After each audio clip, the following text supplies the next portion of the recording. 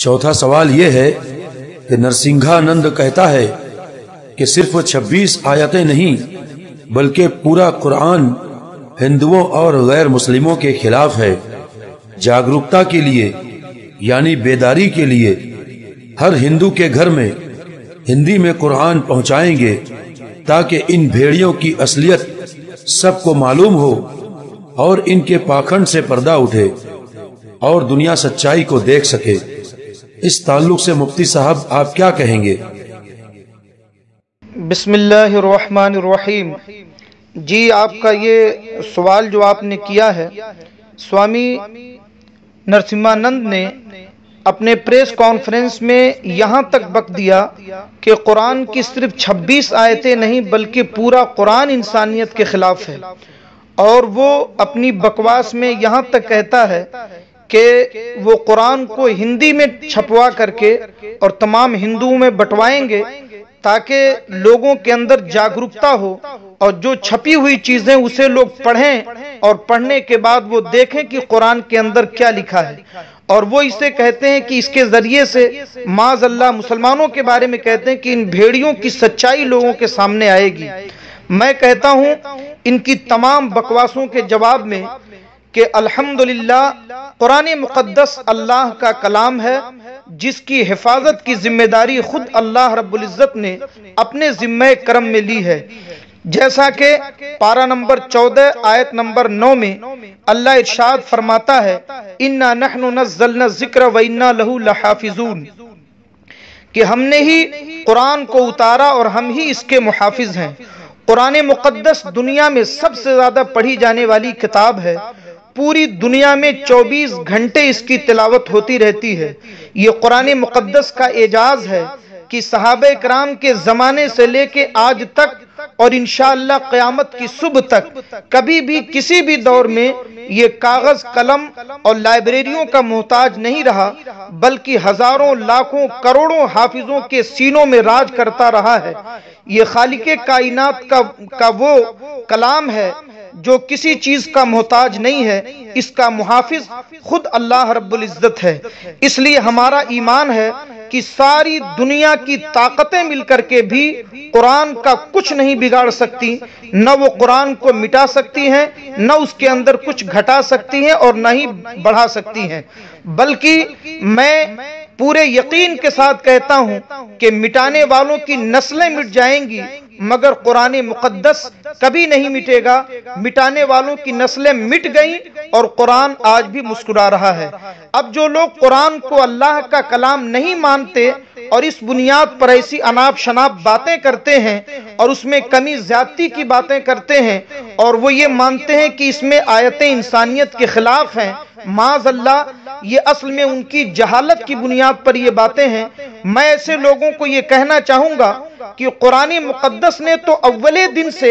एक चैलेंज पेश किया है, एक चैलेंज सारी दुनिया के सामने रखा है। अगर तुम कुरान को अल्लाह का कलाम नहीं मानते तो कुरान के उस चैलेंज को कबूल करके दिखाओ। अल्लाह रब्बुल इज़्ज़त पारा नंबर 1 सूरह बकरा आयत नंबर 23 और 24 में इरशाद फरमाता है, व इन कुंतुम फी रैबिम मिम्मा नज़्ज़लना अला अब्दिना फातू बिसूरतिम मिन मिस्लिही वदउ शुहदाअकुम मिन दूनिल्लाहि इन कुंतुम सादिकीन फ़इन लम तफ़अलू वलन तफ़अलू फत्तक़ुन नार अल्लती वक़ूदुहा अन्नास वल हिजारा उइद्दत लिल काफ़िरीन। अल्लाह रब्बुल इज़्ज़त ने साफ साफ चैलेंज रखा, अगर तुम कुरान को अल्लाह का कलाम नहीं मानते तो बहुत ज्यादा नहीं, कुरान की एक छोटी सी सूरह जैसी कोई सूरह बना के लाओ। मगर कुरान मुक़द्दस का ये चैलेंज 1400 साल से सारी दुनिया को ललकार रहा है। जो लोग कुरान को अल्लाह का कलाम नहीं मानते उन्हें ललकार रहा है मगर कोई भी मैदान में सामने आने को तैयार नहीं। जो लोग अरबी थे, अरब में पैदा हुए, पैदाइशी अरबी बोलते थे, जब वो लोग आज तक इस चैलेंज को कबूल न कर सके तो ये लोग जिनको लफ्ज़े कुरान की मीनिंग तक मालूम नहीं, जो कुरान की एक आयत को न सही पढ़ सकते हैं और न सही समझ सकते हैं, ऐसे लोग कुरान को क्या झूठा साबित करेंगे। मैं आपको बताना चाहूंगा कि हाँ, मगर मुझे इस बात की बड़ी खुशी है कि स्वामी जी ने قرآن پاک کو ہر ہندو کے گھر تک پہنچانے کی بات کہی ہے تاکہ لوگ قرآن کی حقیقت کو جان سکیں، تو میں بخدا کہتا ہوں اگر سوامی جی یہ کام کریں گے تو میں آگے بڑھ کر کے اس کام میں ان کا ساتھ دوں گا، بلکہ سارے علماء کے ساتھ میں آ کر کے اس کام میں ان کا ہاتھ بٹاؤں گا کہ سوامی جی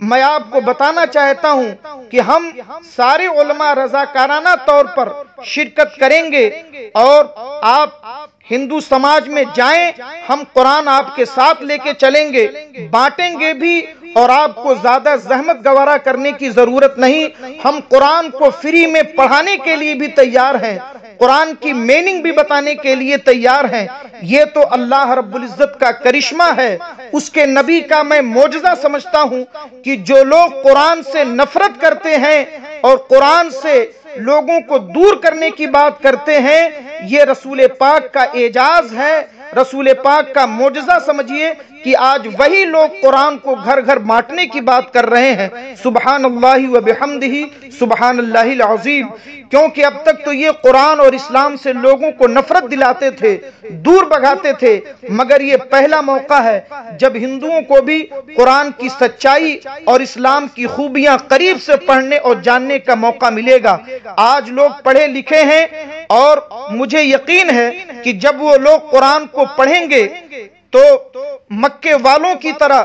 جب تک مکے والوں نے قرآن کو پڑھا نہیں تھا وہ نفرت کرتے تھے، جب تک قرآن کو سنا نہیں تھا وہ نفرت کرتے تھے، مگر جب انہوں نے قرآن کو پڑھا، قرآن کو سنا اور قرآن کو سمجھا تو ان کی نفرت جس طرح محبت میں تبدیل ہو گئی تھی، انشاءاللہ ٹھیک یہی حال بھارت کا ہوگا۔ جب بھارت کے لوگ قرآن کو پڑھیں گے، قرآن کو سمجھیں گے اور قرآن کے حکیمانہ باتوں کو قریب سے دیکھیں گے تو پھر انہیں سچائی قبول کرنے میں ذرہ برابر کوئی دقت نہ ہوگی، اس لیے کہ سچائی کا سورج جب سامنے آتا ہے تو جھوٹ اور فریب کی ساری بدلیاں خود بخود چھٹ جاتی ہیں۔ میں آپ کو بتانا چاہوں گا کہ قرآن مقدس نے اس ملک میں بھی اس کی مثالیں قائم کی ہیں۔ میں ایک زندہ مثال آپ کو دینا چاہتا ہوں۔ ہمارے ملک کے اندر سوامی لکشمی شنکر آچاریہ آج بھی زندہ ہیں۔ جب تک انہوں نے قرآن کو اور اسلام کو اور پیغمبر اسلام کو قریب سے نہیں پڑھا تھا، اسی طریقے کی لوگوں کی باتوں میں آ کر کے جب انہوں نے قرآن کے بارے میں سنا تھا تو انہوں نے قرآن سے اتنی دشمنی کی، اسلام سے اتنی دشمنی کی اور پیغمبر اسلام سے اتنی نفرت کا اظہار کیا کہ انہوں نے اسی دشمنی میں، اسی نفرت میں آ کر باقاعدہ اسلام اور مسلمانوں کے خلاف ایک کتاب لکھی جس کا نام ہے اسلامی دہشت گردی کی تاریخ۔ یہ کتاب انہوں نے لکھی، مگر اس کے بعد جب انہوں نے قرآن کے ساتھ نبی کی سیرت کو بھی پڑھا اور قرآن کے معانی میں غور کیا، اس کے شان نزول کو دیکھا اور اس کے حکیمانہ باتوں کو قریب سے سمجھا، تو اب سوامی جی کا حال یہ ہوا کہ انہوں نے اپنی اس لکھی ہوئی کتاب پہ شرمندگی کا اظہار کیا اور وہ خود اپنے بیان میں کہتے ہیں کہ میں بہت پچھتاتا ہوں کہ میں نے یہ کتاب کیوں لکھی اور میں اس کتاب سے رجوع کرتا ہوں، اور انہوں نے صاف صاف کہہ دیا کہ حق واضح ہو جانے کے بعد مجھے اپنی غلطی کا احساس ہو چکا ہے، میں نے غلط لکھا، اس لیے میں اللہ سے، پیغمبر اسلام سے اور دنیا کے تمام مسلمانوں سے معافی مانگتا ہوں۔ سوامی جی ابھی بھی زندہ ہیں، کوئی بھی ان سے اس میٹر میں بات کر سکتا ہے۔ میں صرف اتنا کہنا چاہتا ہوں کہ قرآن مقدس کی ایک بھی آیت انسانیت اور مانوتا کے خلاف نہیں ہے۔ جو قرآن کو انسانیت اور مانوتا کے خلاف کہتا ہے، دراصل اس نے قرآن کو سمجھا ہی نہیں، اس نے قرآن کو صحیح سے پڑھا ہی نہیں۔ اگر سوامی جی قبول کریں تو میں اپنے علماء کے ساتھ انہیں اور پوری ٹیم کو قرآن پڑھانے کے لیے اپنے آپ کو وقف کرتا ہوں، انہیں بھی پڑھاؤں گا، ان کے بھکتوں کو بھی قرآن پڑھانے کے لیے تیار ہوں۔ میں آپ کو یہ بتانا چاہتا ہوں کہ اسلام اور قرآن وہ سچائی ہے جسے قریب سے دیکھنے اور سمجھنے کی ضرورت ہے۔ الحمدللہ یہ موقع آج بھارت میں سوامی جی کی وجہ سے لوگوں کے سامنے آ رہا ہے۔ میں تو اس معاملے میں ان کے لیے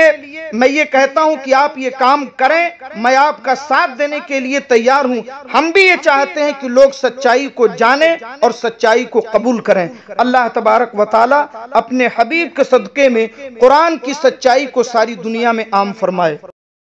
سامعین کرام، نرسنگھا نند کے اعتراض پر اگلا جواب انشاءاللہ تعالی آج 18 اپریل بروز اتوار رات 12 بجے جماعت رضائے مصطفیٰ ممبئی کے تمام سوشل میڈیا چینلز پر ریلیز کیا جائے گا۔ اس کو بھی آپ ضرور سنیں اور ہمارے میسیجز اور لنکس کو خوب شیئر کریں۔